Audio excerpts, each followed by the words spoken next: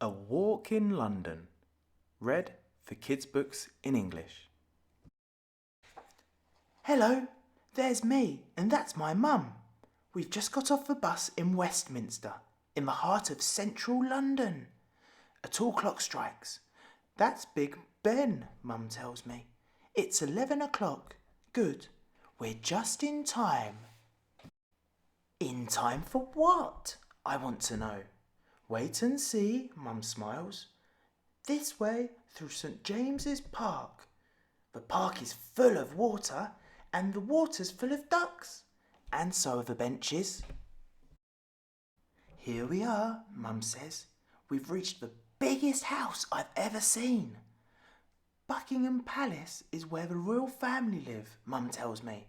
Every day, new sentries come to guard it, and there's a ceremony called the changing of the guard. In the yard, a small black car is waiting. I think it's the royal family are going for a drive, I say. After the ceremony, Mum takes me to a special place to stand. Now you're standing at the very centre of London, she tells me. We listen to a visitor reading from his guidebook. From this spot, Manchester is 296 kilometres. Rome is 1,799. Sydney is 16,898. And the moon is about 386,000. And look, Trafalgar Square is just 10 metres away, Mum laughs. I'm really hungry. Mum takes me to a cafe where you can sit outside to eat. We ask for fish and chips.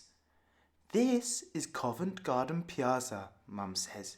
No cars allowed. Instead, the road is full of acrobats and jugglers. I put some money in the hat of someone standing upside down. Oh dear, it's raining. Some people have umbrellas and some, like us, forgot. The streets turn shiny. We cross one to a shop that sells exactly what we need.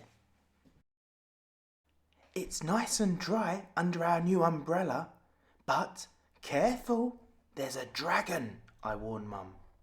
So far, we've walked in Westminster, Mum laughs. But if we step beyond the statue, we'll be in the oldest part of London. The city's full of history.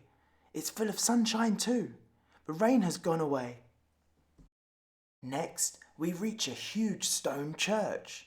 We're at St. Paul's Cathedral, Mum tells me. Let's go in. There's a whispering gallery inside. We climb round and round and round until we're in the dome. Mum makes us stand in different places. Then, hello, she whispers, and I jump. It sounds as if she's right beside me. The streets near the cathedral have interesting names. Bread Street, Ironmonger Lane. This one's called Threadneedle Street. There's the Bank of England, Mum says. Britain's oldest bank. Round the corner we find the bank's museum. In the display cases there's lots of money, coins, paper money, and even a bar of gold. Oof! I try to lift it, but I'm not strong enough. We're tired now, so we find a bench and have a sit down. Opposite is a tall stone column. That's called the Monument, Mum says. It was built in memory of the Great Fire of London. See the bowl of copper flames on top? I like history stories, I tell Mum. Then there's one more thing to show you, she says. Wow! A real castle in the middle of the city. Nowadays, kings and queens live at Buckingham Palace, Mum tells me. But long ago, they lived here at the Tower of London. We buy tickets and join a guided tour with a soldier called a beefeater. This way, calls our guide, and suddenly it's really dark. We've come inside the jewel house, where the only things that shine are royal swords and cups and sceptres. What makes the crown so sparkly? I whisper. 2,868 diamonds, a boy in our group whispers back. Outside the tower, there are boats. Here's London's great river, Mum says. The Thames.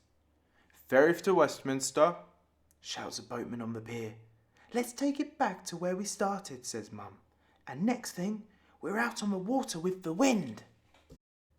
Back on land, we wait for our bus home. My legs feel wobbly. Big Ben strikes. 6 o'clock, Mum counts. Just in time, I say. For what? Mum asks. To see the royal family, I answer, waving at the smart black car that's going by.